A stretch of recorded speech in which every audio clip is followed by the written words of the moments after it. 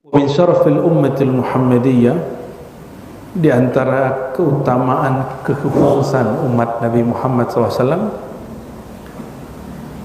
Allah ciptakan di agama ini ada yang namanya sholat jamaah.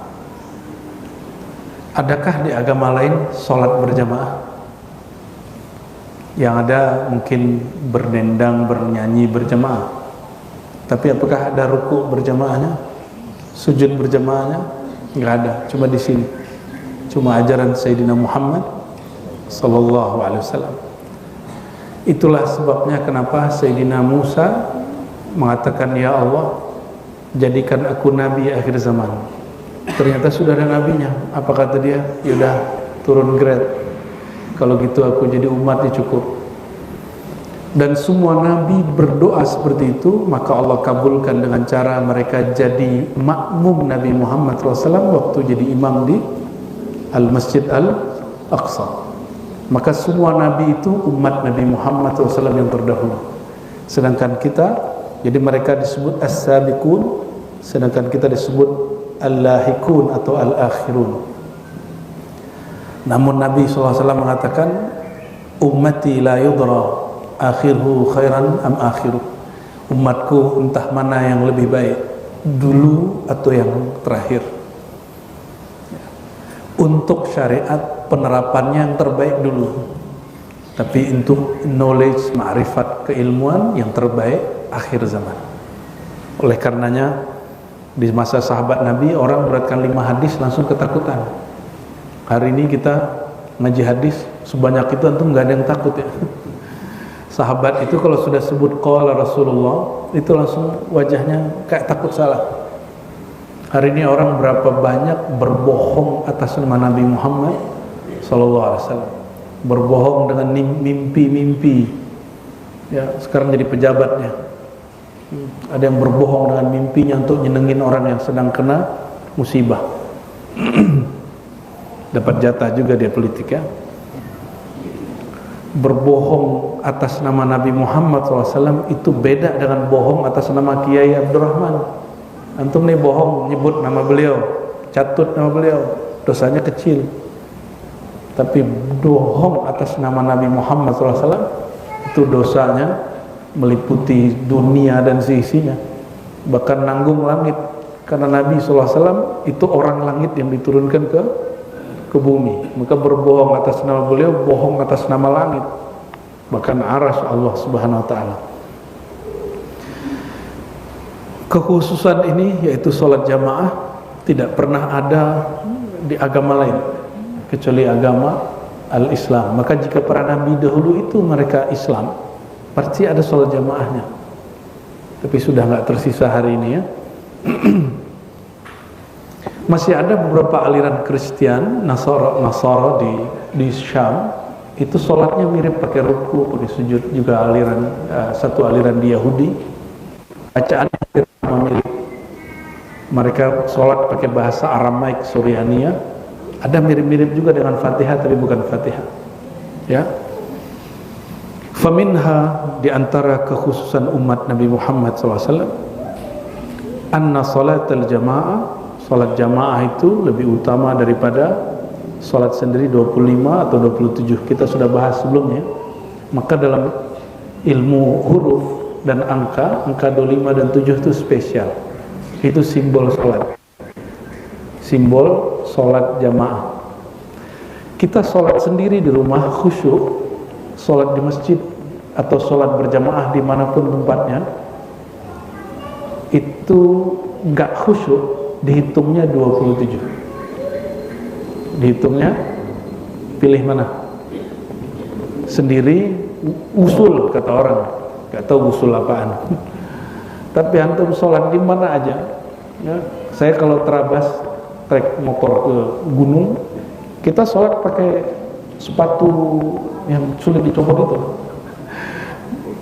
Kata orang kotor, tapi kan tidak semua kotor itu najis. Dan nikmat sekali, nikmat sekali. Udah berasa kayak masa perang katanya. Sholat di mesin perang. Dan ini sudah pernah saya sebut bahas kemarin ya. Dan sholat jamaah ini salah satu bahsul masailnya malaikat di langit.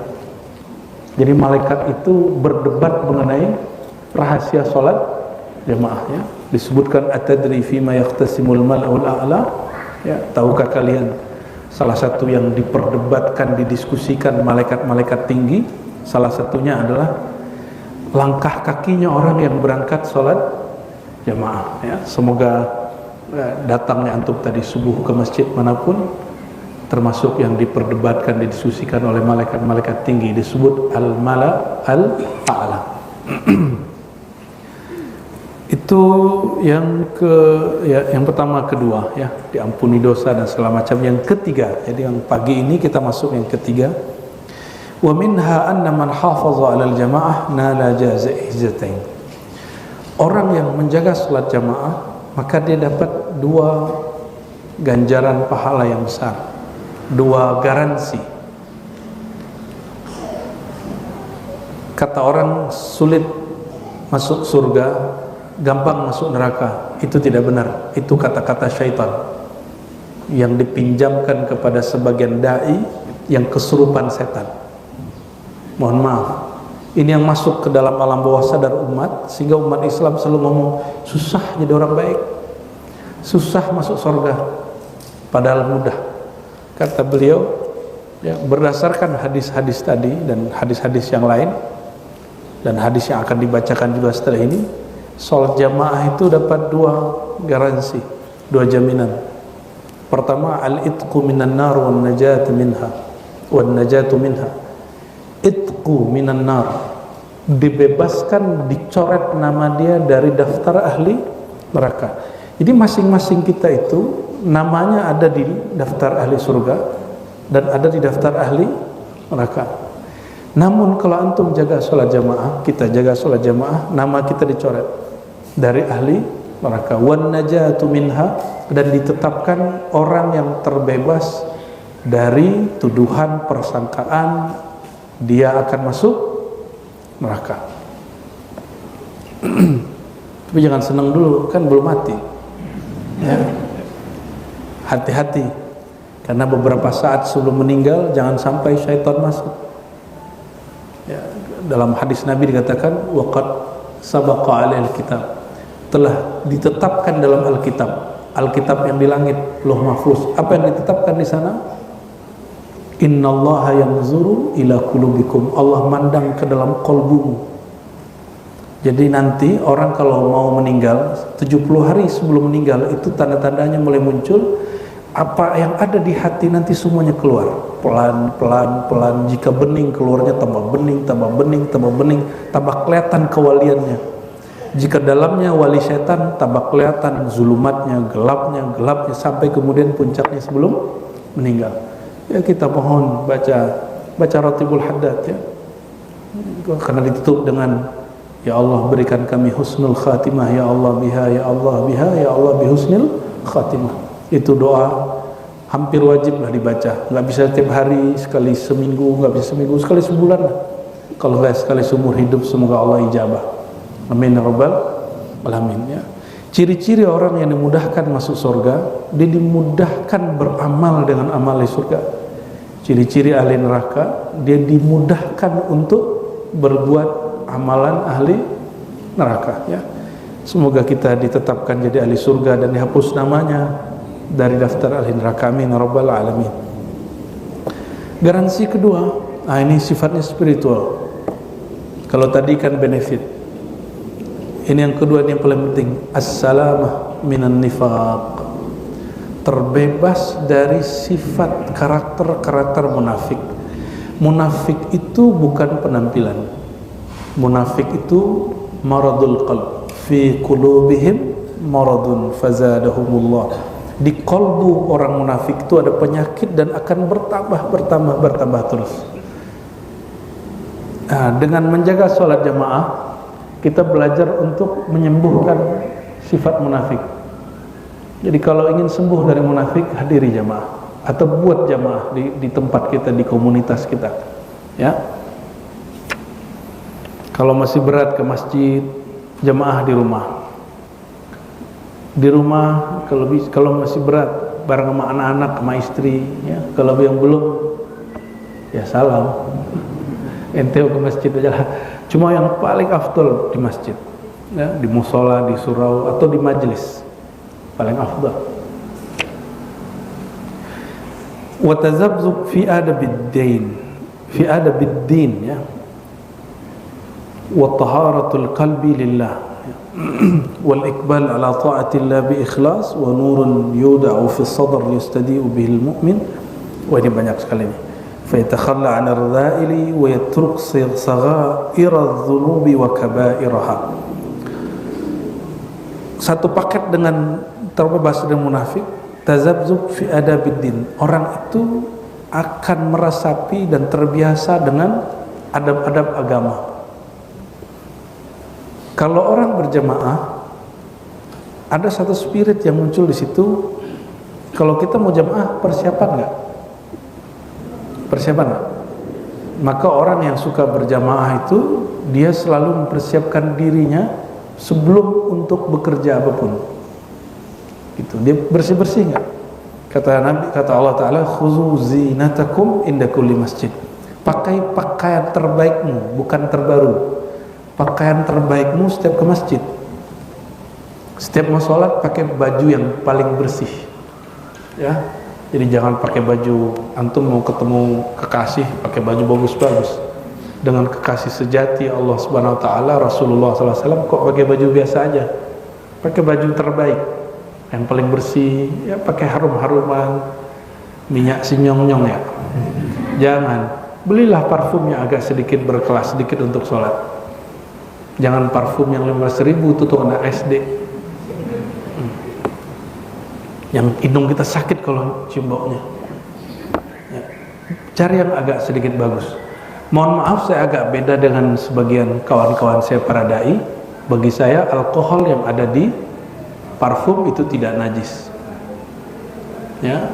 Ini perbedaan fatwa. Bahkan beberapa guru saya mengatakan itu najis, tapi ana ukhalifu ma ihtirami bihim. Saya hormat mereka, tapi saya nggak sepakat. Alkohol itu haram diminum. Coba kalau kita luka, lebih cepat pakai apa? Alkohol. Dan alkohol itu ada efek bikin lengket. Karena di situ ada metanolnya secara kimiawi.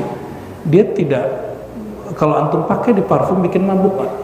Nggak, ada punya fungsi sendiri, dan itu bukan metanol yang memabukkan. Ya, jadi mohon maaf, kita agak beda-beda fatwa, boleh ya?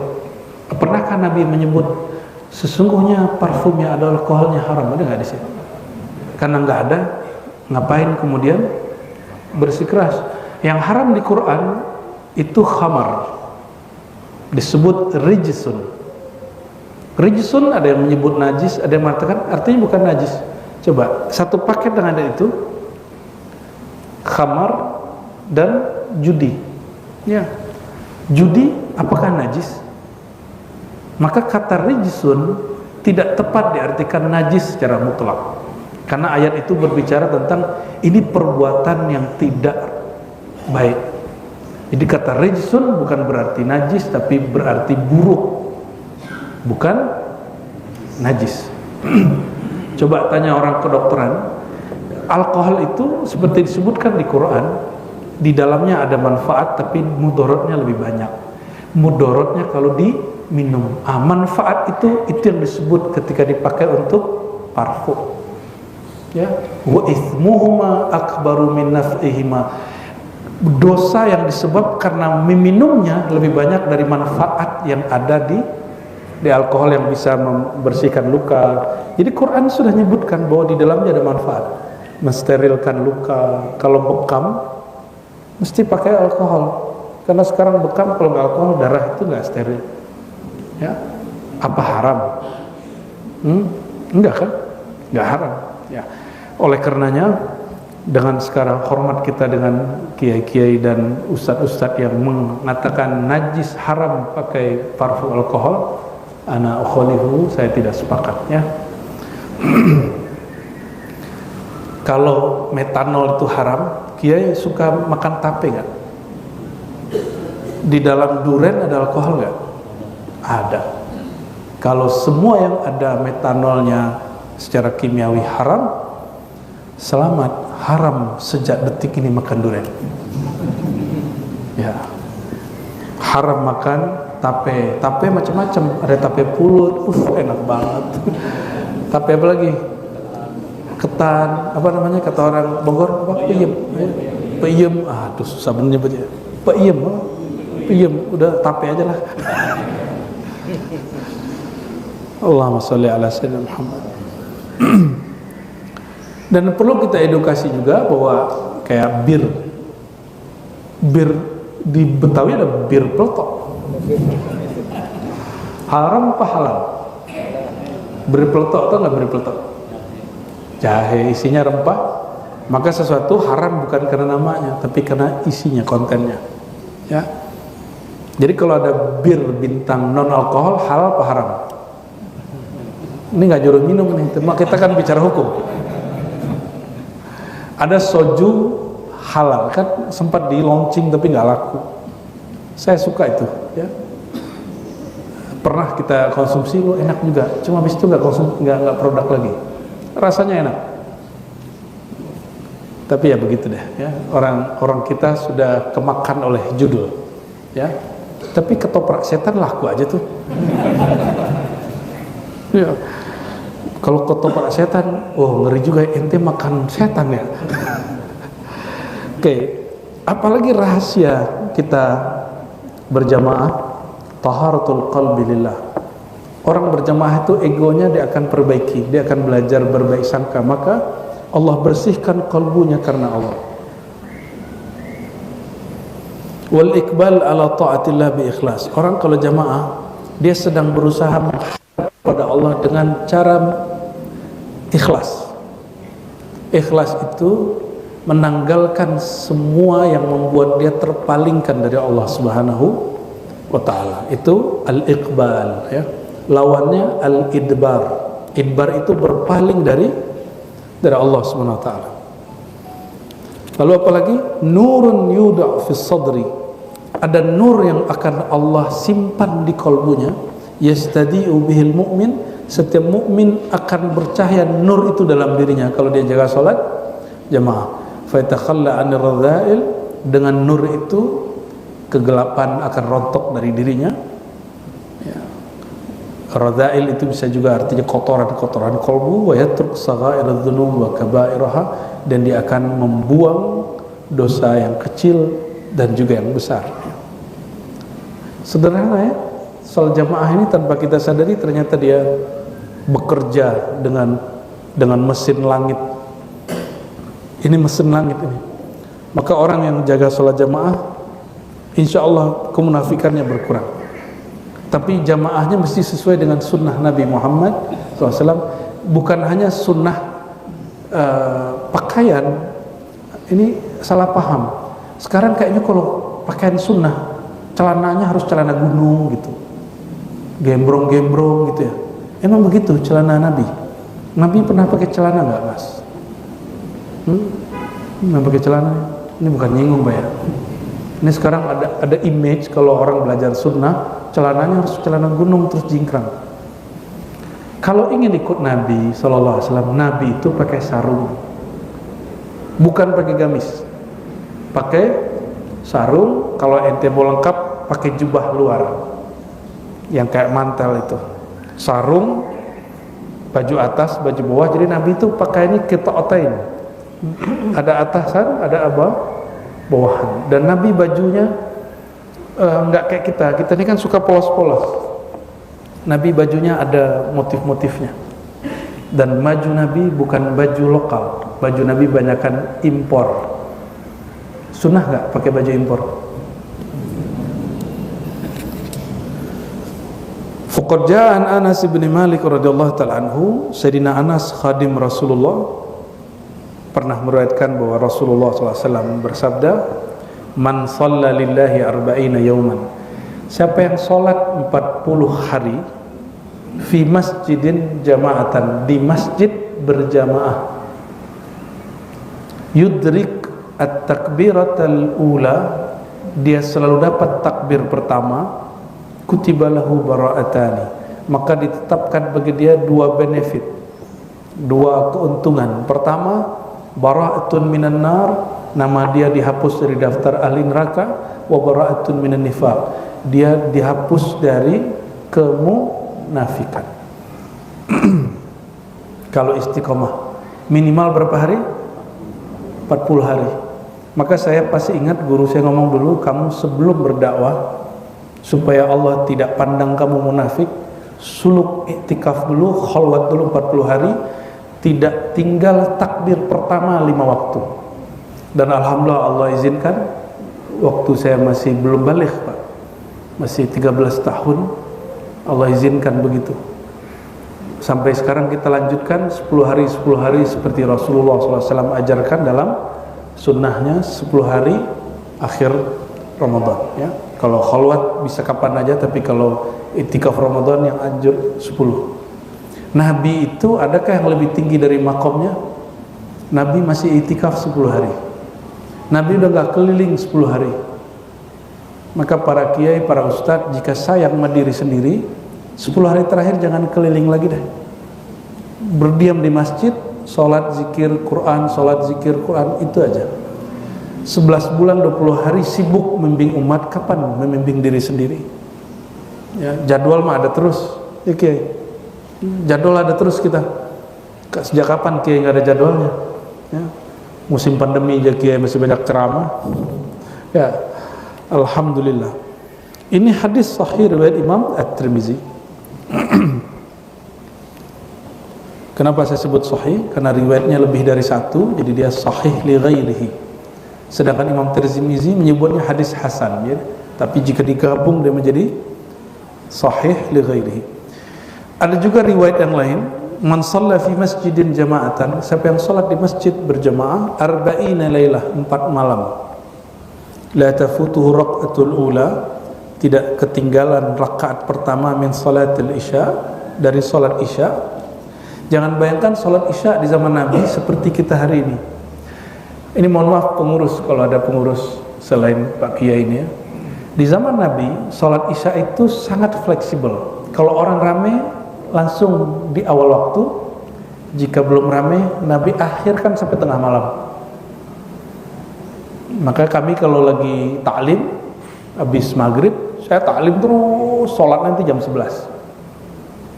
Dulu pernah kita buat begitu dan sering ya, kalau kita buat itikaf kami sholatnya bisa jam 9 atau jam 10. Ada yang baru pulang dari Mesir ya, nggak tahu hadis Sahih Bukhari ini, lalu dia ngomong-ngomong, ini bid'ah, apa-apaan ini, sholat itu yang afdal fi awwali waqtiha, di awal waktu. Masa dia nggak tahu di Sahih Bukhari itu ada satu bab khusus mawaqitus shalah, waktu-waktu sholat, dan sangat fleksibel sekali.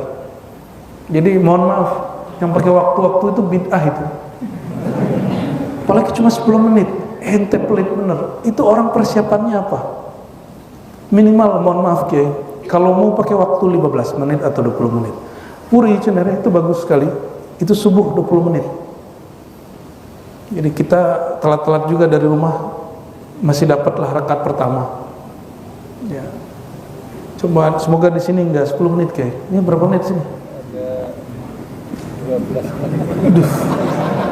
Di atas 10 dikit. Tambahin Kiai, 15 lah. Khusus subuh. Khusus subuh. Ya, subuh itu kan orang bangun tidur, conditioning, ribet, sakit perut ya kan. Ini kan langganan sakit perut subuh dia. Kalau waktunya cuma 7 menit atau 10 menit, kita baru Hiroshima Nagasaki pertama sudah langsung azan, langsung qomat, nggak dapat fadilahnya. Kenapa orang buru-buru? Saya Syafi'i, emang Syafi'i begitu?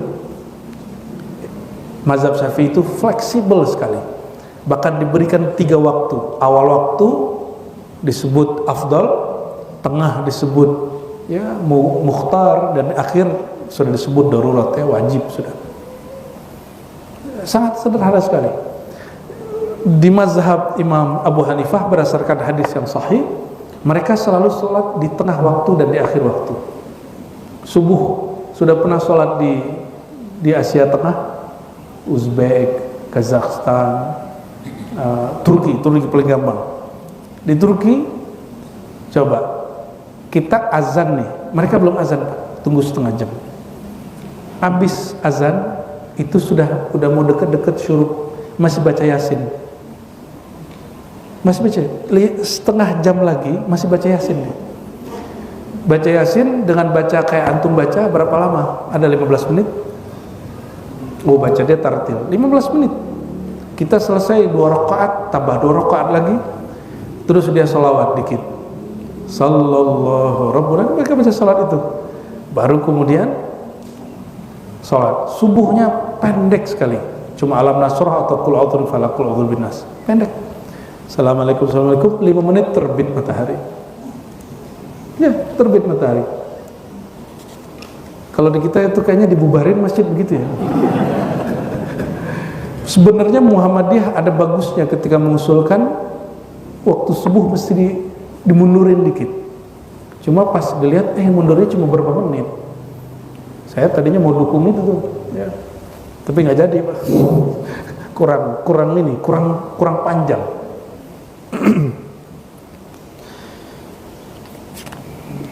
Dan beberapa ahbab tabligh itu saking senangnya jemaah, tiba-tiba ada yang komat duluan. Ini cerita, nggak tahu benar atau enggak, tapi katanya begitu. Salah satu pelakunya cerita ke saya tonjokin tuh imam katanya. Imamnya ditonjok karena sholatnya duluan kiri. Ya. Kata dia apa? Saya ini udah mau 40 hari mau dapat takbir pertama, lo yang duluan gitu. Pengen dapat garansi ini. Apa kata Allah Ta'ala? Kata Nabi, kataballahu lahu biha itqan minan nar. Aku ingin dihapus namaku dari daftar ahli neraka gara-gara ente takbir duluan gak masuk nih katanya.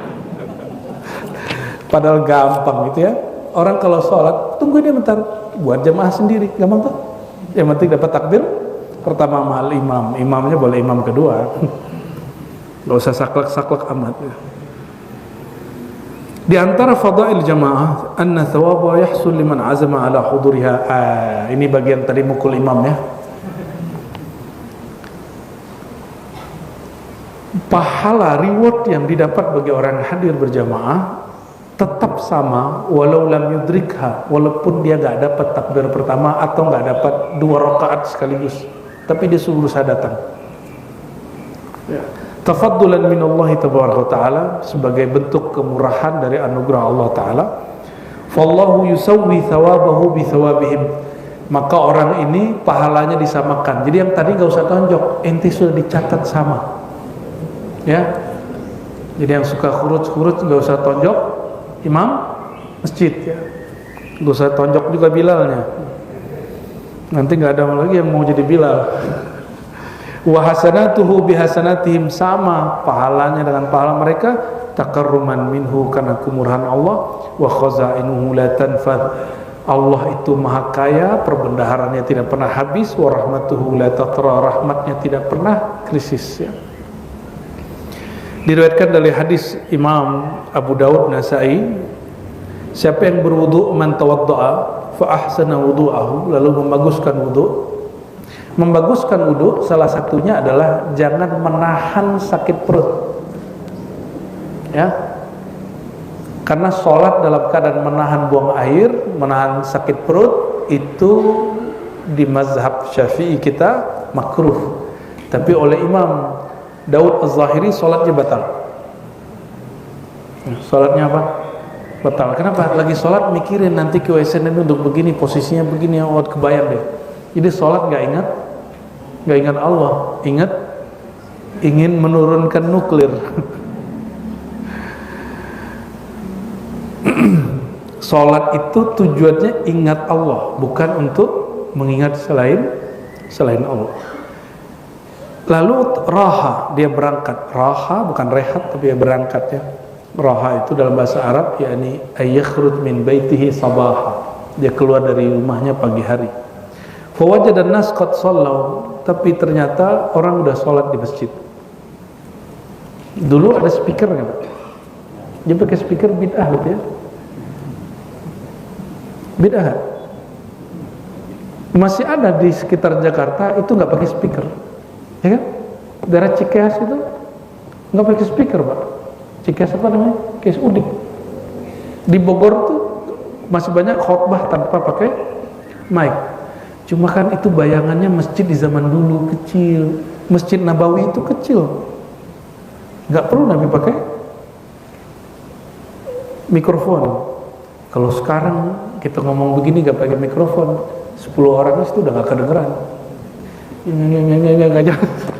Ya, jadi itu bukan bid'ah, itu cuma alat. Bid'ah itu berkaitan dengan hukum, sedangkan fasilitas itu lebih fleksibel, ya. A'tahullah misla ajri man sallaha. Siapa yang telat pergi ke masjid, ketika sampai di masjid orang sudah selesai sholat, dia dapat pahala derajat yang didapat oleh orang yang sudah sholat itu. Berarti betul Allah memandang qalbu, bukan hanya gerakan fisik, ya. Wa hadaraha lam yankus dzalika min ujurim syah. Bahkan pahala yang dia terima tidak kurang sedikit pun, kemuliaan yang dia terima tidak kurang sedikit pun. Tapi ini ada fikih khusus namanya, fikih yang tidak majmuk. Zuriat Sayyidina Ali, cicit beliau bernama Ali Zainal Abidin bin Husain, itu kalau keluar masjid orang nyalamin di semua. Maka oleh khalifah dilarang keluar rumah. Jadi dia nggak boleh Jumatan. Kalaupun sholat diam-diam, nyamar. Ali Zainal Abidin. Maka dia akhirnya karena nggak boleh keluar rumah, dia hanya sholat di rumah, dan sholatnya setiap hari lebih dari 1000 rakaat. Maka disebut Zain al-Abidin. Zainal Abidin artinya Zain, perhiasan orang-orang yang ahli ibadah. Itulah yang disebut cikal bakal tarekat secara ritual. Jadi Ali Zainal Abidin inilah yang menata amalannya sangat banyak, ya. Wa fi riwayati Sa'id bin al-Musayyab, di riwayat Sa'id Musayyab ini mantu Abu Hurairah, tapi dia tidak jumpa Rasulullah SAW. An rajulin min al-ansar, dari sahabat Ansar, qala sami'tu Rasulullah SAW, aku mendengar Rasulullah SAW menyebutkan hadis yang di atas, lalu ada kalimat fa in atal masjidah fa shalla fi jama'atin ghufira lah. Jika seseorang itu datang ke masjid, fa shalla, lalu salat berjamaah, ghufira lahu, diampunkan dosanya. Tapi ini hanya dosa kecil, ya. Dosa besar wajib taubat. Dosa kecil cukup dengan wirid, itu Allah ampuni. Tapi dosa besar, koruptor mesti dikembaliin uangnya. Memfitnah orang mesti minta maaf ke orangnya. Maling ya harus balikin duitnya.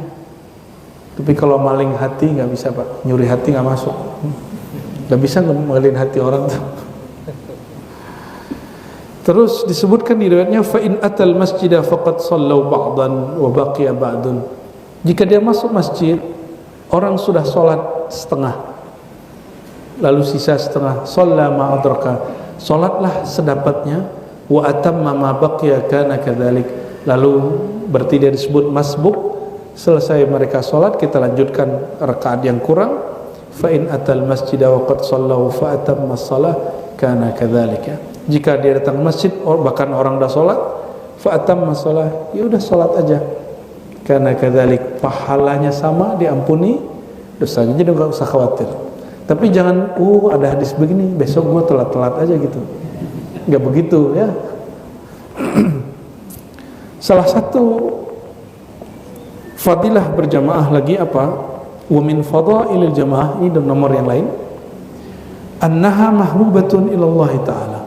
Bahwasan jamaah itu sesuatu yang disayang, dicinta oleh Allah Subhanahu wa ta'ala. Wa kullama kanat katsiratan kanat ahabba ilaihi. Setiap kali orang berjamaahnya lebih banyak, maka cinta Allah kepadanya juga lebih banyak.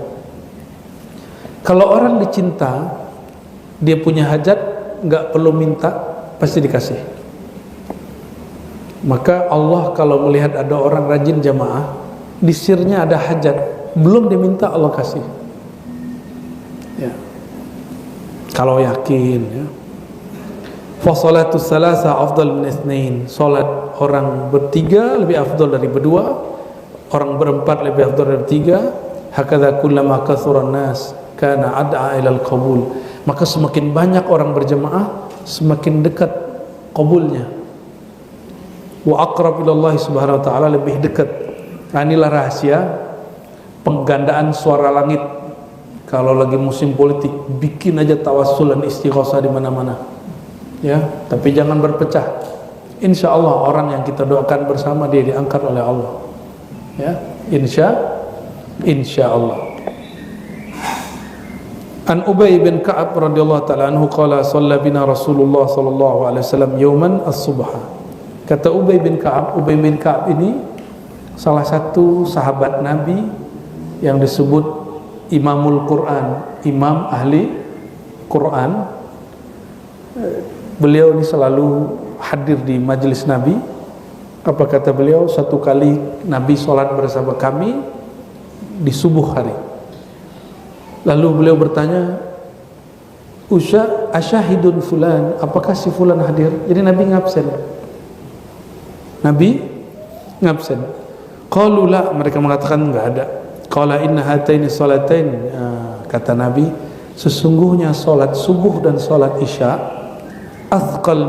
asqalus salawat alal munafikin. Salat yang paling berat dilakukan oleh orang munafik. Tapi antum jangan tuduh orang munafik ya kalau nggak hadir salat subuh ya.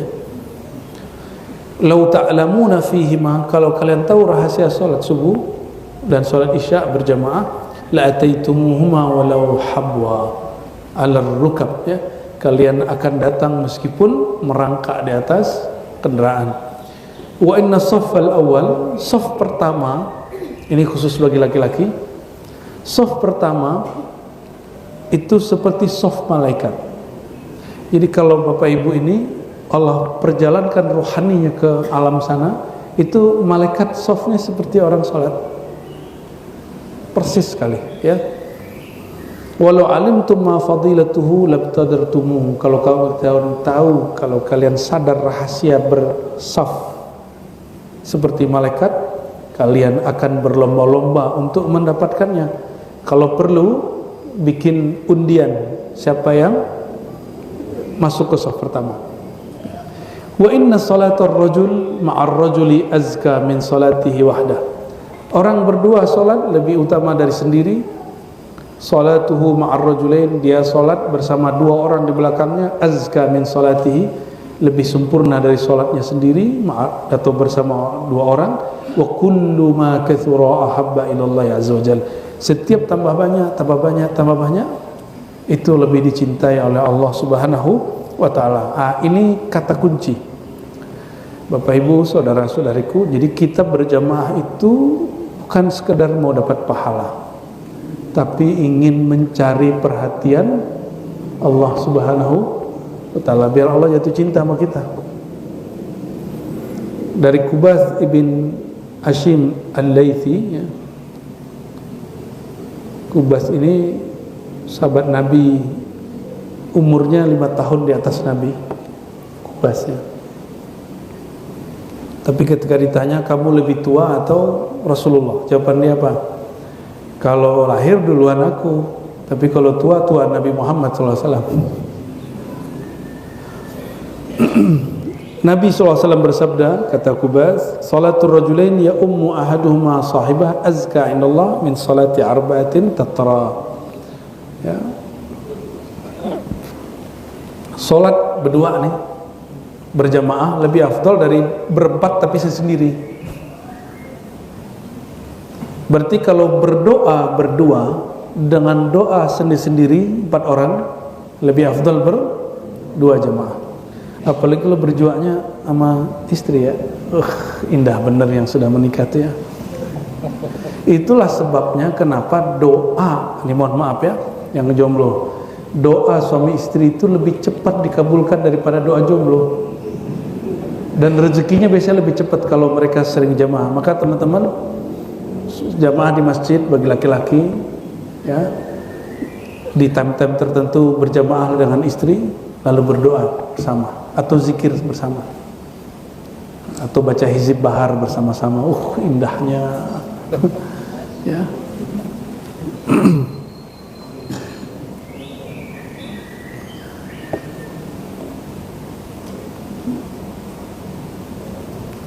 Wa salatu arba', begitulah seterusnya ya. Orang zikir 4, ada orang berzikir sendiri tapi 8 orang, lebih afdal yang berempat ya. Ini dalil bahwa salat, zikir, baca Quran berjamaah itu lebih afdal daripada banyak orang tapi sendiri. Nah, dan ini dipraktekkan dalam thariqah sufi. Jadi ngamalin begini ini thariqah sufi. Ya. Jadi antum mau bid'ahkan tarikat sufi, ya pantesan doanya nggak mustajab ya.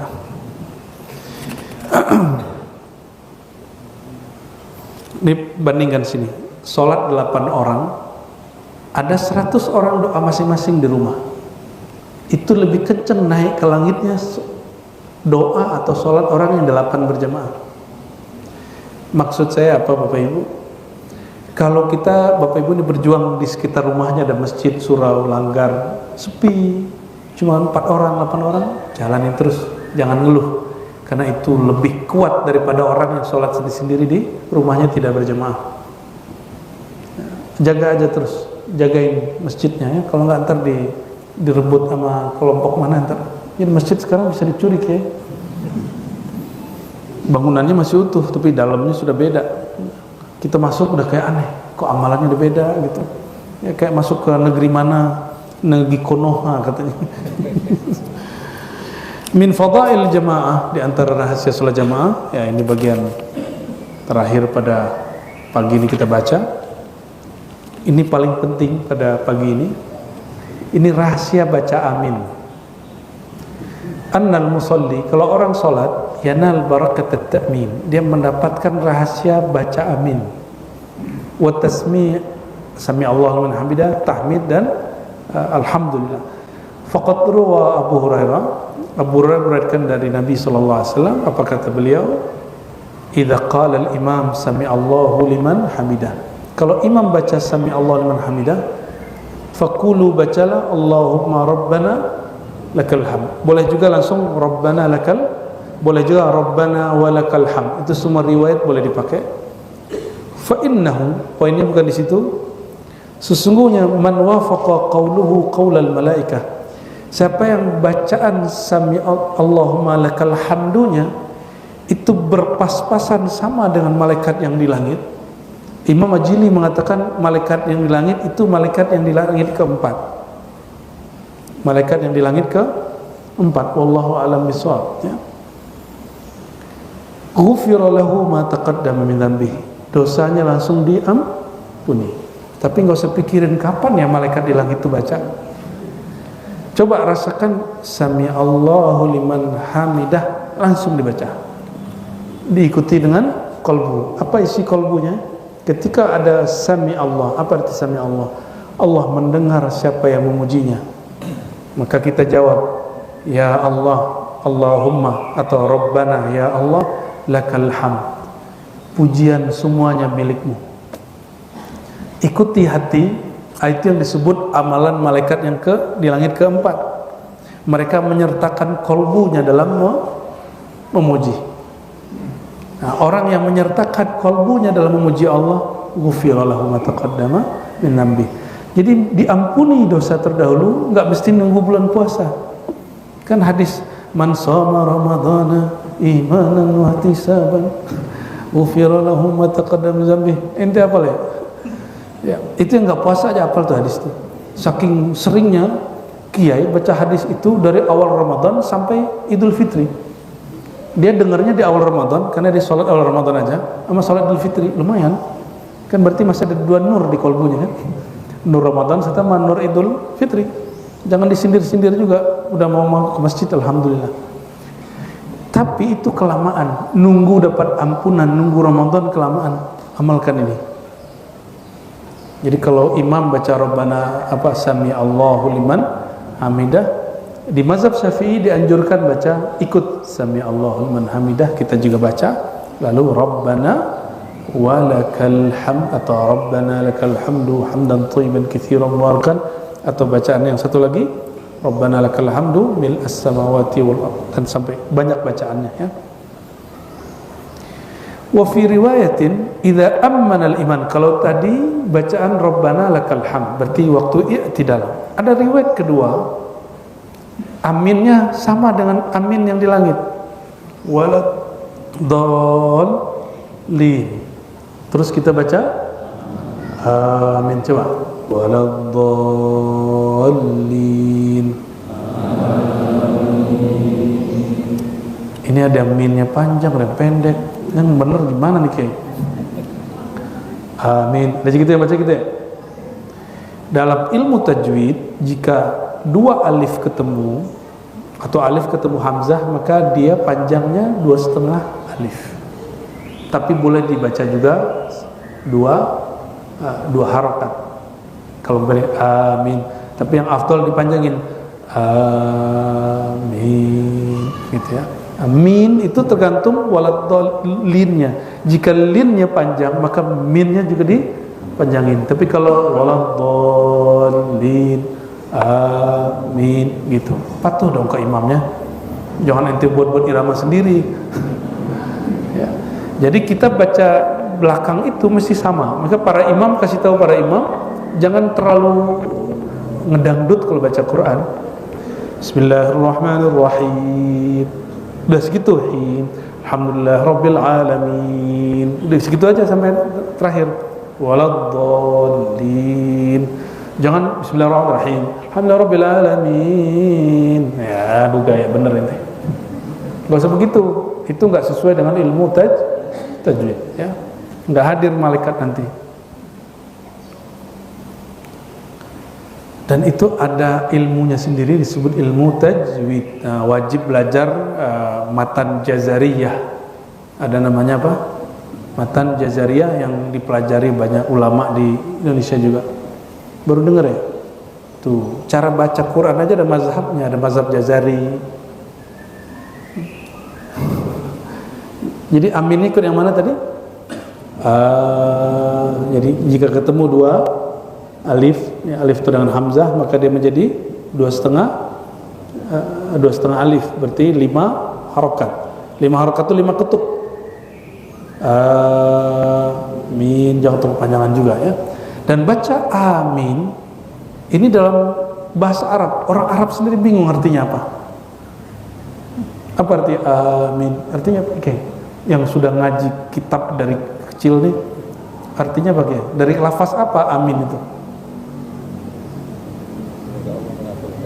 Lah itu mat. Enggak, bukan itu terjemahannya. Lafaz mana yang menyebutkan semoga Allah mengabulkan? Itu kan makna yang ditangkap ulama. Secara harfiah amin artinya apa?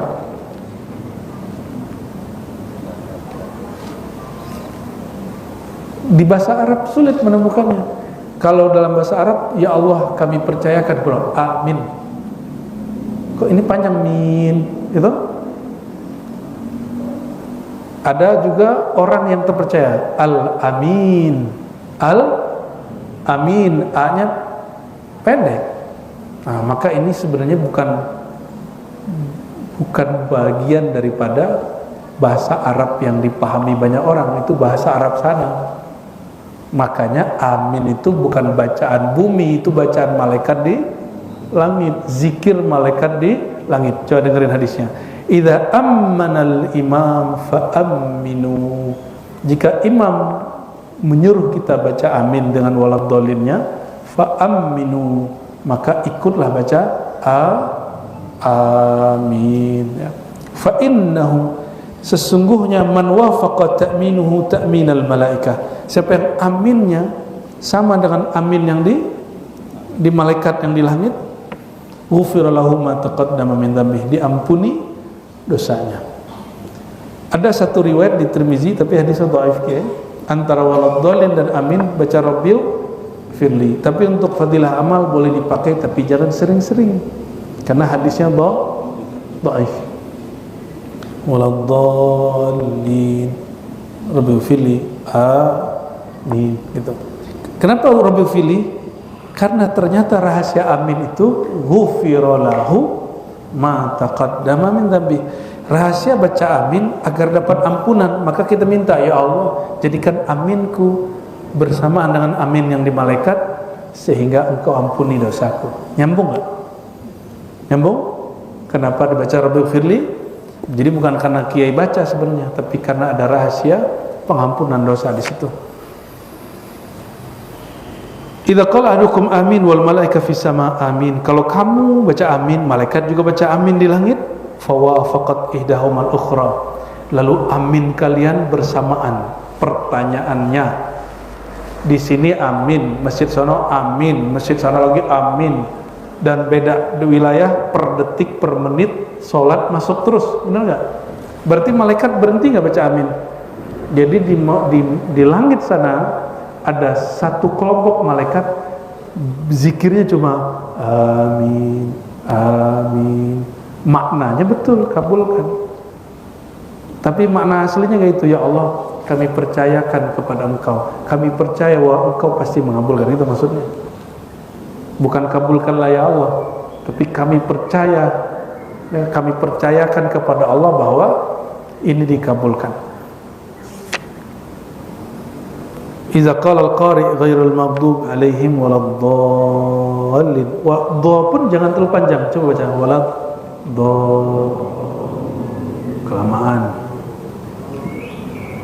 Dia 5 ketuk aja, 5 ketuk. Waladdallin.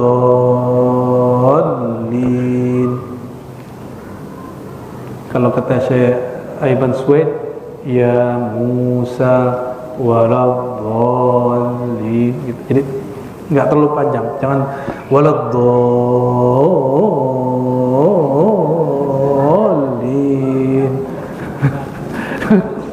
Itu nambah alif namanya. Kecuali dalam syair sholawat kita boleh panjangkan sesuai hajat. Kalau dalam sholat ala kadarnya aja, ya.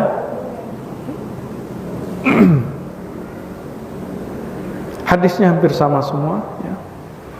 Intinya, ya, ada tambahan di sini. Wajabal awalun. Jadi malaikat itu bertangga-tangga ke atas. Amin, amin, amin, amin, sampai ke atas, ya. Qalaha man fawqahum hatta yantahi ila ahli sama, sampai berhenti di penduduk langit.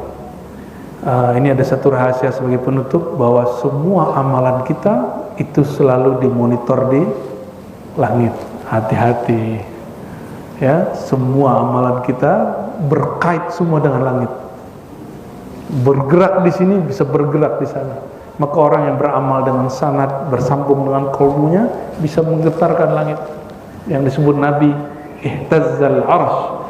Ada orang dia kecil tapi qalbunya, ruhnya ikut beramal, itu bergetar sampai ke arsy. Lalu apalagi mengamalkannya dengan sanad. Kalau dengan sanad dari guru itu bergetar sampai ke nur Nabi Muhammad sallallahu alaihi wasallam, bergetar sampai ke malaikat. Malaikat-malaikat itulah yang mengaminkan semua hajat kita. Jadi antum kalau doa, itu malaikat di sana tuh. Dan semua doa-doa kita yang pantasnya Allah kabulkan dan diaminkan malaikat di langit sana. Amin ya rabbal